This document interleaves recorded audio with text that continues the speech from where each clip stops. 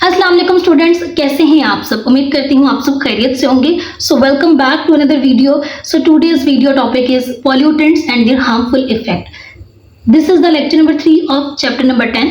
अगर अभी तक आप लोगों ने दोनों प्रीवियस लेक्चर्स नहीं लिए ऑफ चैप्टर नंबर 10 तो प्लीज चैनल पर जाएं, वहां पे दोनों लेक्चर्स अवेलेबल हैं, वो लेक्चर्स लेकर और देन थर्ड लेक्चर पर वापस आए। ओके, तो चलिए जी स्टार्ट करते हैं आज का lecture, pollutants and their harmful effect. अब फर्स्ट वन इज द, हम देखें तो पॉल्यूटेंट की क्या डेफिनेशन है। ठीक है, pollutant anything that pollutes the environment is called pollutant. हर वो चीज जो आपके एनवायरनमेंट को आलूदा करती है उसको क्या कहते हैं, पॉल्यूटेंट। अब वो आलूदा करती है, उसके ऊपर क्या इफेक्ट करती है एनवायरनमेंट पे, उसको हम आज के लेक्चर में क्या करेंगे, डिस्कस करेंगे। देखें हमारे पास बहुत सारी फैक्ट्रीज हैं, रिक्शाज हैं। अब वहां से निकलने वाला जो स्मोक है पॉल्यूट कर रहा है ना आपकी हवा को। अब वो पॉल्यूट तो कर रहा है, हमें पता है। अब इसका इफेक्ट क्या है, हवा में आ गया है तो उसके बाद वो क्या इफेक्ट्स कर रहा है on quality of life and on living and non living organisms. ठीक है, हम इन दोनों चीजों को आज यहाँ पर डिस्कस करेंगे। तो अगर हम फर्स्ट पॉल्यूटेंट पे चलते हैं, the first one is the, अगर हम बात करें तो this is the oxides of carbon.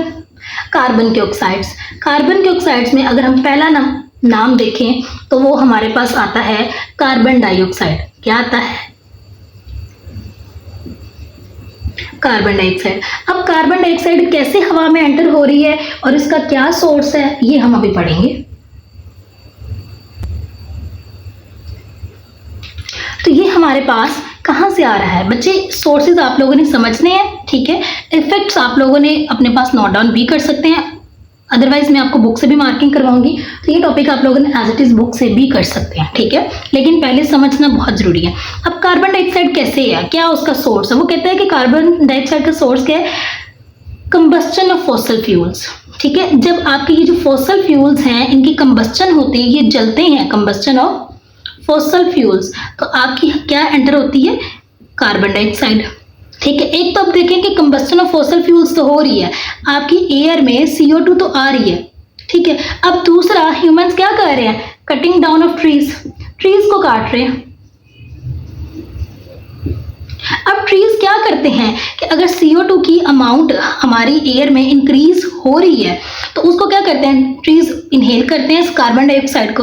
लेकिन अब जब ट्रीज है ही नहीं तो CO2 वहां पे एज इट इज रहेगी ना। तो CO2 जब इंक्रीज होती जाएगी तो क्या होगा कि हमारे एयर में, हमारे इन्वायरमेंट में हीट होती जाएगी। क्या होगा, हमारी इन्वायरमेंट का, हमारी एयर का क्या होगा, टेम्परेचर इंक्रीज होता जाएगा। ठीक है, तो टेम्परेचर इंक्रीज होने के अगले कॉन्सिक्वेंसेस है वो भी हम पढ़ते हैं।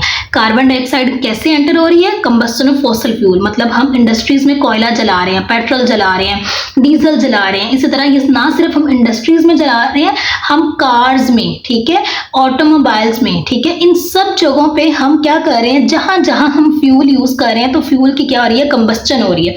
तो जब फ्यूल की कंप्लीट कंबस्टन होती है तो कंप्लीट कंबस्टन के रिजल्ट में क्या रिलीज होती है, कार्बन डाइऑक्साइड। क्या रिलीज होती है, कार्बन डाइऑक्साइड। अब वो कैसे रिलीज हो रही है, क्योंकि अब देखें ना, अगर मैंने ये एक इंडस्ट्री की यहाँ से चिमनी है, यहाँ से इसका स्मोक जा रहा है। ठीक है, उसने यहाँ पे, अगर जरा मैं एक चीज समझाऊं आप लोगों को, देखिएगा, मैंने लास्ट प्रीवियस लेक्चर में भी ये समझाया था और यहाँ भी समझा रही हूँ। आपके पास कोल, पेट्रोल, नेचुरल गैस, कोई सा भी एक आपके पास क्या है, फॉसिल फ्यूल है। ठीक है, आपने कोई सा भी फॉसिल फ्यूल लिया, मैं यहाँ पे XYZ कोई सा भी हो सकता है, आप उसकी कंबस्टन कैसे करवाते हैं, ऑक्सीजन की मौजूदगी में। ऑक्सीजन की मौजूदगी में जब कंबस्टन होती है तो क्या रिलीज होती है, carbon dioxide plus water plus heat. ठीक है, अब ये कार्बन डाइऑक्साइड कहाँ है, स्मोक में। पानी तो वहां का वहां इंडस्ट्री में रह गया ना, पानी भी तो बाहर रिलीज करते हैं, पानी भी तो रिलीज करता है, हीट भी वही। अब ये जो स्मोक के अंदर कार्बन डाइऑक्साइड है, तो जब ये स्मोक यहाँ से निकालेगी तो अगर इसको कोई ट्रीटमेंट नहीं देती, उसको एज इट इज रिलीज करती है, तो हवा में कार्बन डाइऑक्साइड एंटर हो गई। तो जब ये कार्बन डाइऑक्साइड एंटर हो गई तो अगर increased level of carbon dioxide देखा जाए तो जितनी ज्यादा कार्बन डाइऑक्साइड इंक्रीज होती जाएगी उतना ज्यादा आपका अर्थ का टेम्परेचर क्या होगा, इंक्रीज होता जाएगा। क्योंकि अगर हम देखें तो जो ट्रीज हैं, अगर मैं यहाँ पे एक ट्री बना दूं तो यहाँ पे एयर में आपके पास कार्बन डाइऑक्साइड है, तो अगर कार्बन डाइऑक्साइड ज्यादा है लेकिन ये ट्रीज हम कट करते जा रहे हैं तो दैट्स मीन कि ये जो ट्रीज ट्री ने कार्बन डाइऑक्साइड यूज करनी थी, इनहेल करनी थी, वो नहीं करेगा, फिर कार्बन डाइऑक्साइड वहीं की वहीं रहेगी। लेकिन अगर मैं क्या करूं कि कार्बन डाइऑक्साइड बढ़ रही है, इंक्रीज होती जा रही है, लेकिन मैं वहां पे प्लांटेशन करती जाऊं, क्या करती जाऊं, प्लांटेशन, पौधे लगाती जाऊं, तो वो क्या होगा, अल्टीमेटली मेरे प्लांट्स जो होंगे वो कार्बन डाइऑक्साइड को इनहेल कर लेंगे, तो समहाउ मेरी एयर के अंदर जो कार्बन डाइऑक्साइड का लेवल है मैं उसको क्या कर लूंगी, कंट्रोल कर लूंगी। क्लियर है स्टूडेंट्स, अंडरस्टैंड। अब हमारे पास कार्बन डाइऑक्साइड के क्या इफेक्ट्स हैं। पहला तो इफेक्ट मैंने आपको बता दिया है कि ये क्या करता है, आपके टेम्परेचर को इंक्रीज करता है। क्या करता है, टेम्परेचर को इंक्रीज करता है, ठीक है। अब जब आपका टेम्परेचर इंक्रीज होगा तो आपके जो ग्लेशियर्स हैं, जो बर्फ के पहाड़ हैं, तो वो मेल्ट होंगे, जल्दी मेल्ट हो जाएंगे। तो जब वो मेल्ट होंगे तो आपके पास फ्लड रिस्क होगा, ठीक है। ग्लेशियर्स क्या करेंगे, मेल्ट होंगे, तो वहां पे ग्लेशियर जब मेल्ट होंगे तो फ्लड का रिस्क होगा कि नहीं होगा, चांसेस होंगे कि नहीं, ठीक है। तो इसी वजह से अगर हम कहें तो इंक्रीज्ड टेम्परेचर, जरा दोबारा लिखते हैं, आ जाए। अगर हम बात करें यहां से इंक्रीज्ड टेम्परेचर, ये क्या क्या इसके कॉन्सिक्वेंसेज होंगे, क्योंकि कार्बन डाइऑक्साइड अगर इंक्रीज हो रही है तो क्या हो रहा है, इंक्रीज टेम्परेचर हो रहा है। कार्बन डाइऑक्साइड इंक्रीज, तो वो क्या कर रही है, इंक्रीज टेम्परेचर कर रहा है। तो इंक्रीज टेम्परेचर के रिजल्ट में क्या हो रहा है, ग्लेशियर्स मेल्ट हो रहे हैं, हीट वेव चल रही है। हीट वेव इसी वजह से होती है, जब कार्बन डाइऑक्साइड की अमाउंट हमारी एयर में ज्यादा हो जाए, पोल्यूटेंट्स ज्यादा हो जाए, तो हीट वेव स्टार्ट हो जाती है, फ्लड का रिस्क बहुत ज्यादा हो जाता है, ठीक है। ये तीन मेजर है जो कि आप लोग यहाँ पे अच्छे से इसको समझ सकते हैं। तो अगर हम लोग देखें, सेकंड अगर हम देखें तो अगर ग्लेशियर्स मेल्ट हो रहे हैं और फ्लड के चांसेस हो रहे हैं, फ्लड क्यों के चांसेस हो रहे हैं, क्योंकि सी के अंदर जो पानी का लेवल है वो राइज करता जाएगा, ठीक है। क्या होगा, पानी का लेवल राइज होता जाएगा, और दूसरा हैवी रेन्स के चांसेस बहुत ज्यादा होते हैं उस टाइम पे।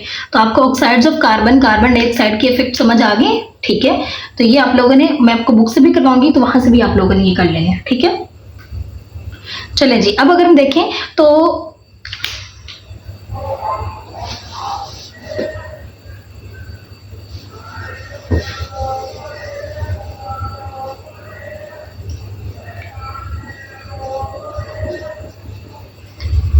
ओके जी स्टूडेंट्स, तो अब हम चलते हैं कार्बन मोनोऑक्साइड की तरफ। तो कार्बन मोनोऑक्साइड का अगर हम सोर्स की बात करें तो ये इनकम्प्लीट कंबस्टन के रिजल्ट में होती है, वो कंप्लीट कंबस्टन के रिजल्ट में होती है और ये इनकम्प्लीट कंबस्टन के रिजल्ट में होती है, ठीक है।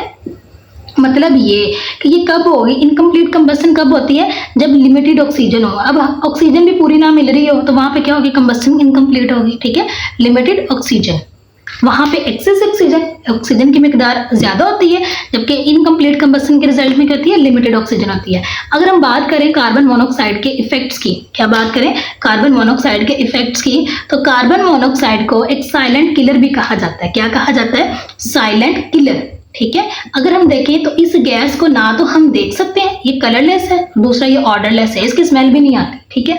लेकिन ये क्या करता है कि आपकी बॉडी के अंदर जो ब्लड कैरिंग पिगमेंट है, हीमोग्लोबिन, लेकिन ये क्या करता है कि आपकी बॉडी के अंदर जो ऑक्सीजन कैरिंग पिगमेंट है वो उसको क्या करता है, उसके साथ बाइंड करता है हीमोग्लोबिन के साथ, और फिर हीमोग्लोबिन ने जो आपकी बॉडी के डिफरेंट ऑर्गन्स तक ऑक्सीजन सप्लाई करनी होती है, क्या करनी होती है, ऑक्सीजन सप्लाई, ये उसको रोक देता है। क्या कर देता है, रोक देता है।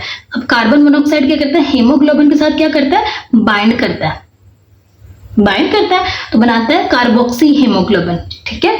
तो वहां पे क्या करता है कि हीमोग्लोबिन फिर अपना काम नहीं करता कि जो उसने ऑक्सीजन सप्लाई करनी होती है to different organs like heart, अब हार्ट को ऑक्सीजन नहीं मिलेगी तो फिर क्या होगा, अल्टीमेटली वहां पे डेथ के चांसेस बहुत ज्यादा हो जाते हैं। क्लियर है, तो इसलिए इसको क्या कहा जाता है, साइलेंट किलर, ये खामोशी से अगले को मार के चला जाता है। क्लियर है, ठीक है। तो अगर दूसरा, अगर एक आम रूम के अंदर आप क्या कर रहे हैं, अगर मैं आपको यहाँ से एक और चीज समझाऊं, तो अगर आप एक रूम के अंदर कोयले को जला रहे हैं और रूम के अंदर ऑक्सीजन की सप्लाई भी लिमिटेड है, तो वहां पे इनकम्प्लीट कंबस्टन होगी, क्या होगा, कार्बन मोनोऑक्साइड रिलीज होगी।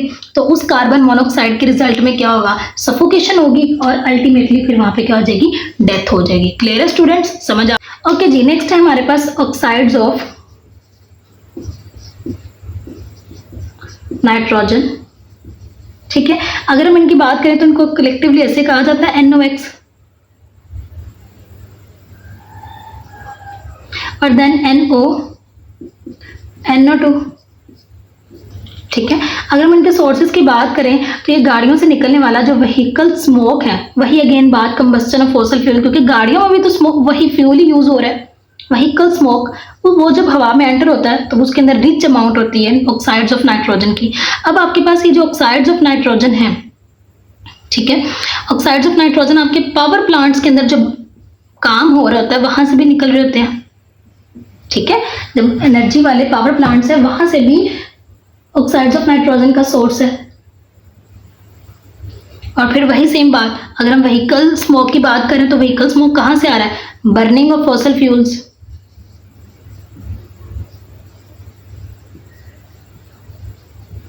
यही तीन है। ठीक है, तो अब अगर हम इनकी मैं बात करूं तो मेरी एयर में, मैं आपको थोड़ा सा ब्रीफली समझाती हूँ कि अब मेरी एयर में क्या हो गया है कि ऑक्साइड्स ऑफ नाइट्रोजन मौजूद है। अच्छा जी, अब अगर मैं आपको थोड़ा सा समझाने की कोशिश करूं अगला थोड़ा प्रोसेस जिसकी वो बात कर रहा है इफेक्ट्स में, तो वो इफेक्ट्स में क्या कहना चाहता है? वो कहता है कि हमारे पास क्या होता है कि हमारे एयर में ऑक्साइड्स ऑफ नाइट्रोजन मौजूद है जो कि तीन मेजर सोर्सेज से आ रहे हैं। First one is the burning of fossil fuel, this one is the major thing, क्योंकि आप फॉसिल फ्यूल में कोयले को, पेट्रोल को, डीजल को, नेचुरल गैस को जला रहे हैं और वहां से आपके पास डिफरेंट ऑक्साइड्स आ रहे हैं। ठीक है, क्योंकि वो जल रहा है तो स्मोक निकल रहा है। वही तमाम तरह की गाड़ियां, वो फैक्ट्रीज में के अंदर भी फॉसिल फ्यूल यूज हो रहा है, वो गाड़ियों में भी फॉसिल फ्यूल यूज हो रहा है। ठीक है, वो हर जगह पे फ्यूल यूज हो रहा है। जहां जहां फ्यूल यूज हो रहा है वहां स्मोक बन रहा है, और उस स्मोक के अंदर किस चीज का सोर्स है? आपके पास पोल्यूटेंट्स का, oxides of nitrogen, oxides of carbon and oxides of sulphur etcetera. So एक और आपके पास है जी पावर प्लांट्स वगैरह पे। ठीक है, अब मैं आपको बताती हूँ कि इसका इफेक्ट क्या है। ठीक है, आपके पास, मैं कह रही हूँ कि आपके पास हवा में नाइट्रोजन के ऑक्साइड्स मौजूद है और हवा के अंदर वाटर वेपर्स भी मौजूद है। ठीक है, हवा के अंदर वाटर वेपर्स भी मौजूद हैं, तो ये आपके पास मिलके क्या बना देगा? HNO2, जो कि एक एसिड है। क्या है? एसिड है। तो यहाँ पे एसिड रेन बन गई। क्या बन गई? Acid rain. इसी तरह डिफरेंट ऑक्साइड्स क्या करते हैं? रिएक्ट करते हैं वाटर के साथ और फिर वो क्या बनाते हैं? Acid rain. अब ये जब एसिड रेन लैंड पे फॉल करती है तो वो प्लांट्स के लिए भी हार्मफुल है, वो एनिमल्स के लिए भी हार्मफुल है, वो आपकी बिल्डिंग्स के लिए भी हार्मफुल है। समझ आइए अब इसके क्या इफेक्ट्स हैं। ठीक है, और दूसरा अगर हम इसकी बात करें तो आपकी जब NO आपकी हवा में मौजूद है तो वो आपकी आइज को इरिटेट करती है। ठीक है, आइज को इरिटेट करती है, आपकी वेजिटेबल्स के लिए नुकसानदेह है। ठीक है, तो ये बात क्लियर समझ आ गई आप लोगों को। और दूसरा अगर मैं बात करूं कि एसिड रेन है तो वो एसिड रेन आपकी बिल्डिंग्स को बहुत डैमेज कर रही है। बिल्डिंग्स के आउटर साइड पे जो आपकी मार्बल कोटिंग हुई होती है, मार्बल कवरिंग है लाइमस्टोन की, तो ये उसको क्या कर रही है? डे बाय डे करोड कर रही है, उसको उतारती जा रही है। ठीक है, एक मेजर एग्जांपल वो ऐड करता होता है हर जगह पे, ताजमहल। वो कहता है कि जो ताजमहल की बिल्डिंग है ना, उसकी shine day by day decrease होती जा रही है। वो क्यों डिक्रीज हो रही है? क्योंकि वहां पे एसिड रेन की वजह से एसिड रेन ने उसकी जो बिल्डिंग के बाहर मार्बल था उसको अपने अंदर क्या कर दिया? डिसॉल्व कर दिया। क्योंकि जब भी पानी बहता है एसिडिक रेन का तो वो क्या करता है? उसके साथ रिएक्ट करके उसको अपने साथ बहा ले जाता है। क्लियर है? अब एसिड रेन जब लैंड पे गिरेगी तो सॉइल उसको यूज करेगी, उसी सॉइल के अंदर हम वेजिटेशन करेंगे, सब्जियां उगाएंगे, उन्हीं वेजिटेशन को हम ह्यूमंस यूज करेंगे और वहीं पे हमारे लिए सारे प्रॉब्लम्स आते जाएंगे। समझ आइए मेजर क्या है कि जब हवा में ये मौजूद होगी तो वो क्या करेगी? इरिटेट करेगी आइस को।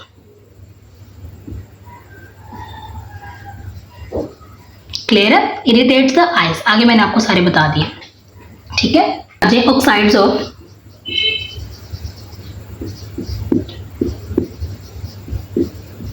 सल्फर। सल्फर की ऑक्साइड्स किस तरह से हवा में एंटर हो रहे हैं? और सल्फर के ऑक्साइड्स के सोर्सेज भी सेम एज अगर हम बात करें तो वो नाइट्रोजन के ऑक्साइड्स की तरह ही है। ठीक है, सेम। ठीक है, बस इसमें एक नया टर्म एंटर होता है हमारे पास, वोल्केनोज। और जो वोल्केनोज जब फटते हैं, अच्छा, और सल्फर के ऑक्साइड्स की बात करें तो सल्फर के भी दो मेजर ऑक्साइड्स में हम बात करते हैं, SO2 एंड SO3। ठीक है, तो हमारे पास हम क्या देखते हैं कि ये इनके भी सेम सोर्सेज हैं। बर्निंग ऑफ फॉसिल फ्यूल यहां पे मैं लिखने जा रही हूं।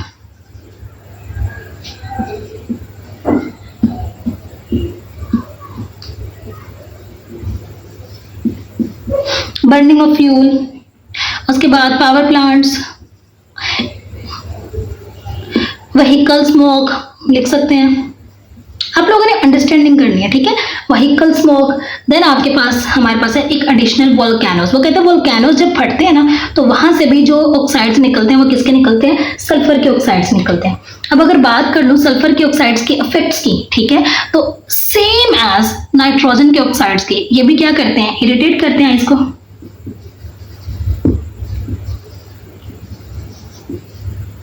दूसरा, सल्फर के ऑक्साइड्स भी क्या करते हैं, यहाँ पे नाइट्रोजन की जगह हम क्या ऐड करेंगे, सल्फर ऐड करेंगे, ठीक है, SO2। और सल्फर के ऑक्साइड्स भी क्या करेंगे, वाटर के साथ रिएक्ट करेंगे और वाटर के साथ रिएक्ट करके H2SO4 बना देंगे।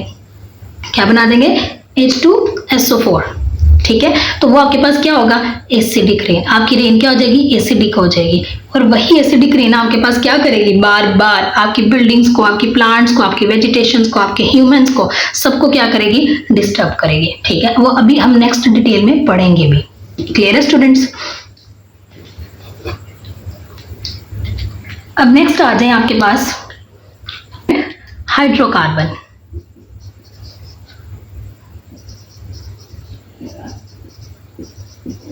हाइड्रोकार्बन्स के भी डिफरेंट सोर्स हैं आपकी ह्यूमन एक्टिविटी। अच्छा जी, बात करते हैं हाइड्रोकार्बन्स की। एक पोल्यूटेंट है, अगर उसी पे बात कर जाएं तो हमारे पास बर्निंग ऑफ फॉसिल फ्यूल है। एक हमारे पास जब फॉरेस्ट फायर होती है ना, जब दरख्तों को आग लगती है, तो वहां से भी हमारे पास हाइड्रोकार्बन्स रिलीज होते हैं। अब हाइड्रोकार्बन्स के भी जो इफेक्ट है सेम हमारे पास क्या है कि जब एयर में हाइड्रोकार्बन्स रिलीज होंगे तो आपको लंग्स को डैमेज कर सकते हैं,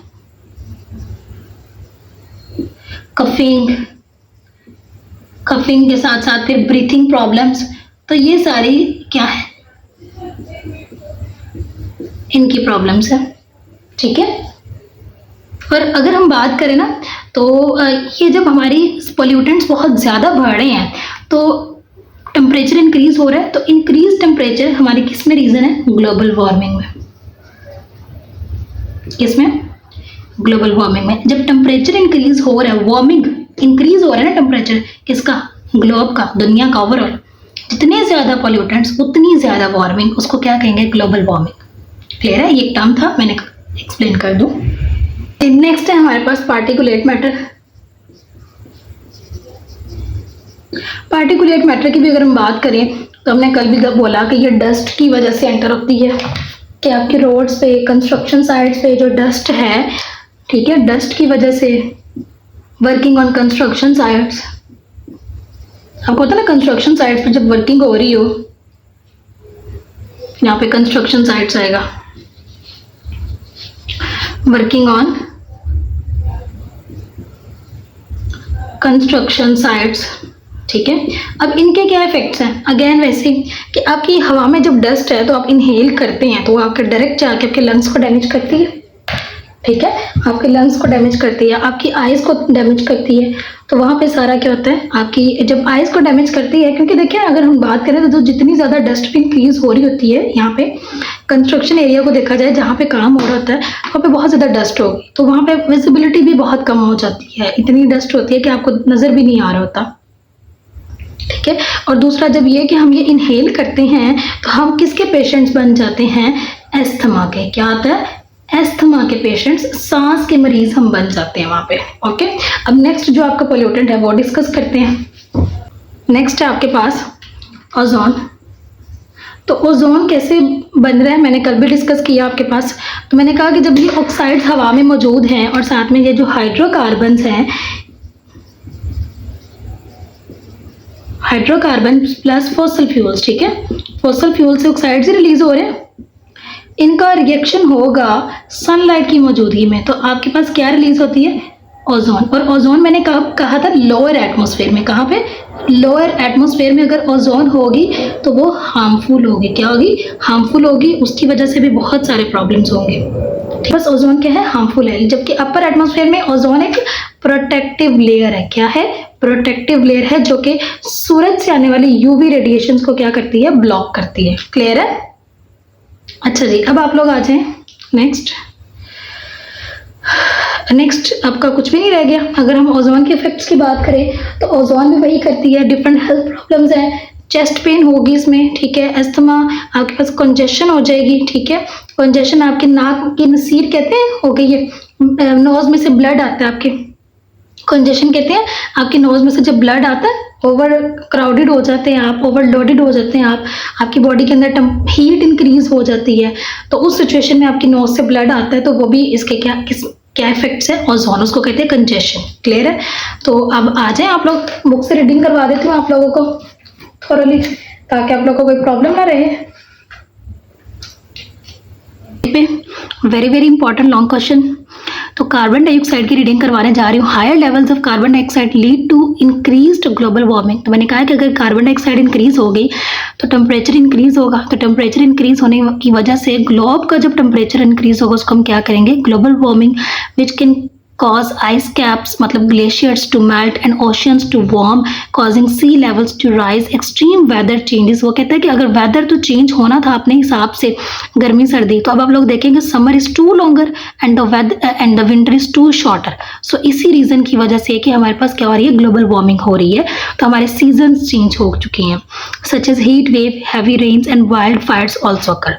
next one is the carbon monoxide. It is extremely poisonous gas which is also called as silent killer. यही मैंने बताया आपको, that can cause suffocation and death. Carbon monoxide is very toxic gas and that stops the red blood cells in animals blood from carrying oxygen that needs. मतलब not animals, मतलब humans भी उसी category में आते हैं, इंसान भी तो जानवर ही हैं, ठीक है, अगर उनकी सारी बायोलॉजी पढ़ी जाए तो वो सिमिलर टू एनिमल्स ही है। तो समझ आया आप लोग? Oxides of nitrogen, NOx can damage lungs, irritates the eyes and damage vegetation. It can also cause acid rain which affects buildings and statues made of limestone। वो कहते हैं वो statues जो कि limestone से बने होते हैं, चूने से, ठीक है, वो वाइट चूना उससे बने होते हैं ना, उनको उस स्टैचू को क्या करेगा, वो डिजोल्व कर देगा। जितनी एसिड रेन उस पर गिरेगी ना तो वैसा ऐसा डिजोल्व होकर ना वो खराब हो जाएगा।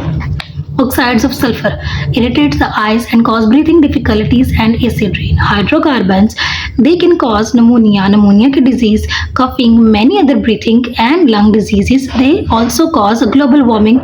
Particulate matter. Wait. Particulate matter irritates the eyes and can also cause severe breathing problems for people with asthma। ठीक है, कि जो अस्थमा के लोग होते हैं, ऑलरेडी सांस के मरीज होते हैं, उनके लिए बहुत ज़्यादा प्रॉब्लम कॉज करते हैं। It also makes clothes dirty, also visibility is reduced because it produce hedge in the air. ठीक है, ozone, breathing ozone can cause a variety of health problems including chest pain, coughing, throat irritation and congestion. Clear है students? अच्छा, ये जो paragraph ना last, ये आपका कल मिस हो गया, इसमें आपका आएगा स्मोक के इफेक्ट्स। ठीक है, ये अगर आप कहते हैं तो मैं आपको पढ़ा देती हूँ। Apart from the effects of these pollutants, the smoke present in the atmosphere can lead to health complications like allergies, asthma and lung infections. It also inhibits the growth of plants by reducing the amount of carbon dioxide. वो क्या कहता है, inhibit करता है growth of plants, plants की growth को smoke रोक देता है कि अगर प्लांट्स नहीं ग्रो करेंगे तो फिर अमाउंट ऑफ कार्बन डाइऑक्साइड तो नहीं रिड्यूस होगी। ठीक है, अब्सॉर्ब्ड ड्यूरिंग फोटोसिंथेसिस। वो कहता है कि सुनिएगा, समझिएगा इसको, वो कहता है कि प्लांट्स को ये क्या करता है, प्लांट्स के ग्रोथ को रिड्यूस कर देता है। अब जब प्लांट्स रिड्यूस हो जाएंगे तो प्लांट्स ने जितनी कार्बन डाइऑक्साइड क्या की होगी, अब्सॉर्ब की होगी, उसको भी क्या कर देगा, रिड्यूस कर देगा ड्यूरिंग द फोटोसिंथेसिस। समझ आया? अगर मजीद कोई क्वेरीज हो तो please feel free to ask me in the comment section, जैसे भी आप पूछना मुनासिब समझे। और अगर आप लोग चैनल पे नहीं हैं तो प्लीज चैनल को सब्सक्राइब कर लें ताकि न्यू आने वाली वीडियो की नोटिफिकेशन। नेक्स्ट वीडियो तक अल्लाह।